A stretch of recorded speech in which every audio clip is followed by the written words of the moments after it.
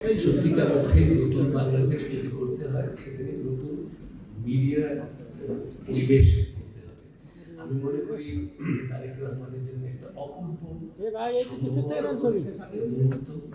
শুধু নেতৃত্ব দেবেন তা না, স্বাভাবিক যদি ক্ষমতায় পরিবর্তন হতো তাহলেও একটা নতুন নেতৃত্বের কাছে যে আসে, চ্যালেঞ্জ আসে, এখন এই চ্যালেঞ্জটা আরো গভীর।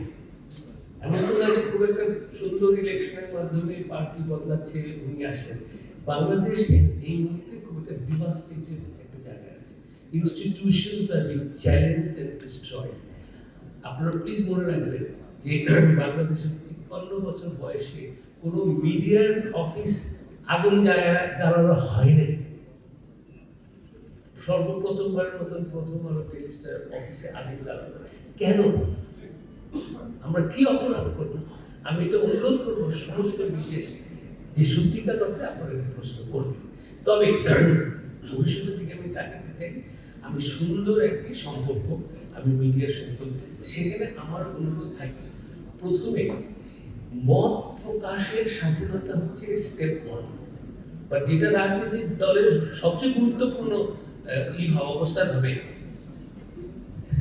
মানে কি বলবো, ক্রিটিক্যাল মত প্রকাশের স্বাধীনতা। মত প্রকাশের স্বাধীনতা আছে, কিন্তু আপনারা যে সমালোচনা করবো সেইটার স্বাধীনতা। এখন সালাউদ্দিন ভাই, you are very friendly to the media because you are out of power. আপনি ক্ষমতায় গেলে আপনি কেমন হবেন সেটা আমরা যখন দেখবো যে আপনি একই রকম উদার, একই রকম ভাবে আপনি গ্রহণ করছেন সমালোচনা। আমাদের 53 বছরের রাজনীতিতে বড় বড় অভিজ্ঞতা হলো যে কোন সরকার কোন দিন তারা ক্রিটিক্যাল জার্নালিজম অ্যাকসেপ্ট করে না।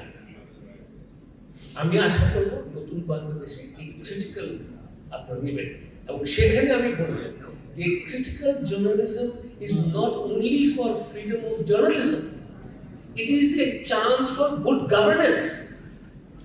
আপনি স্বাধীন সাংবাদিকতাকে আপনি কি করবেন, নার্চার করবেন, অবশ্যই আমাদের তাতে ইন্টারেস্ট, কিন্তু ইউ মাস্ট বি কনসিয়াস যে আমি যদি সত্য কথা শুনতে না চাই, আই উইল মেক মিস্টেকস।